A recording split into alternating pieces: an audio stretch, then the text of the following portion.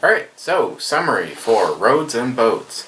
Well, first off, the price tag on this, when it's in print, you're lucky to get it for around $120 to $150, which is an insanely high bar for an entertainment product, board game.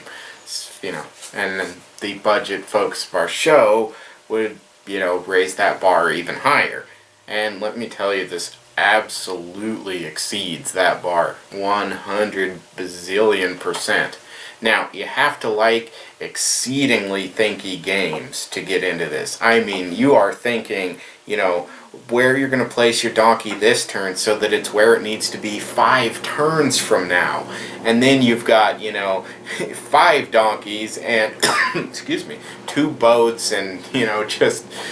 oh my goodness, and all these production holes and all these other production holes that are dependent on the resources you're dropping off from that guy that you positioned 2 turns ago who now has the resources, but he's got to get there on time, otherwise you'll lose a turn on the production of the thing, which will slow down everything else. And just to give you an idea, on my setup here, I've got my 2 lumber producers, that produce my trunks, that have to get over here to be converted into planks, that then have to get over here to be converted into foo or coal, and then that coal brought over here at the same time as some gold lumps to be turned into the coins, so that they, combined with the paper that was also produced from the planks, can be dragged over here to create the stuff. I mean, it just, my goodness, the layers upon layers upon layers. But wow, every time you play this game and you get just a little bit better, you're like, ha ha ha ha, look what I did. This time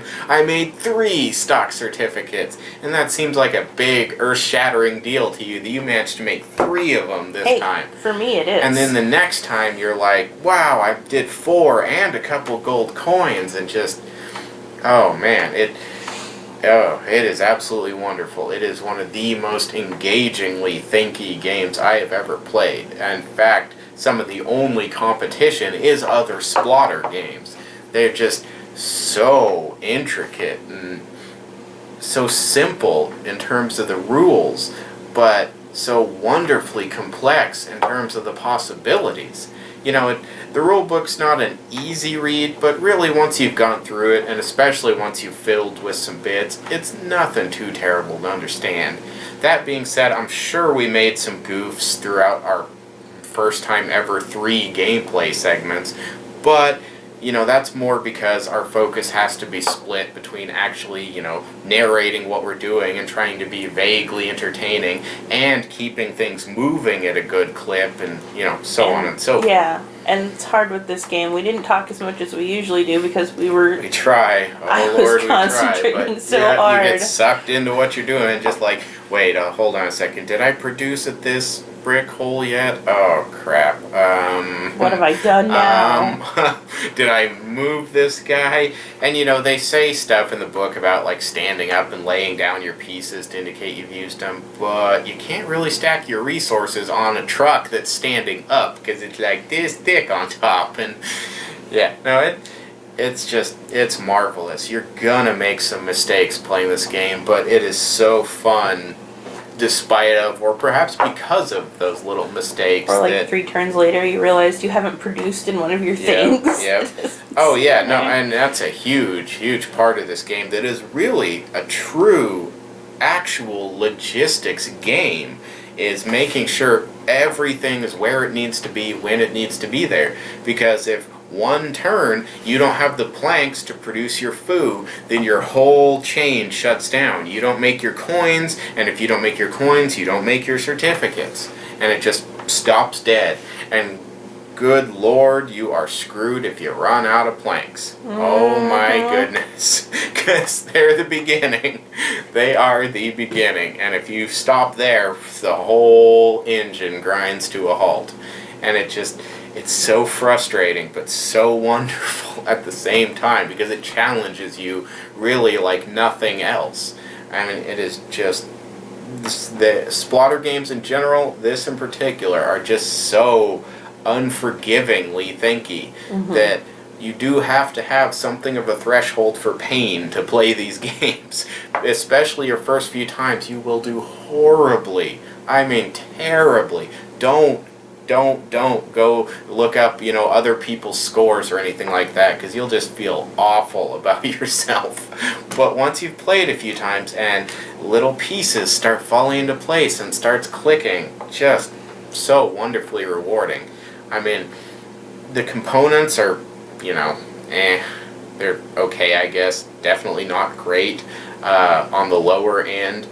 And the price tag is way up there on the higher end, but the game itself is just so marvelous, it completely makes up for it. I said it earlier, I forget I'm competing with you. I'm concentrating so hard on building my little society. It's like, oh, truck army. Yep. And then I'm like, oh wait, we didn't happen to do it this time around, but it always thoroughly amuses me to sneak a truck into her area, just load up all her planks and leave. It was trunks. You came through and stole my trunks. Steal the trunks. Just shut the whole engine down because I got all your trunks. Because your people are stupid. And some truck drives up and they're just like, yeah, sure, here's all our trunks. Anything else we can do for you? Well, they're not loyal. They're stupid. They're just really, really stupid. The truck said trunks on the side, so they figured it's legit. Our society hasn't invented trucks yet, but seems legit. Yeah, I still had donkeys at that point. Oh, man. Hilarious. A lot of the stuff you've seen, by the way, isn't actually something that comes in the game. These are various player aids from, Board Game Geek and stuff, so all credit to the people that actually designed them. They're wonderful little utilities, great to have. Definitely recommend printing them out for your game. The little black and white ones, those are the ones that came with the game. They have, I don't know, the German on the other side? Yeah, yep.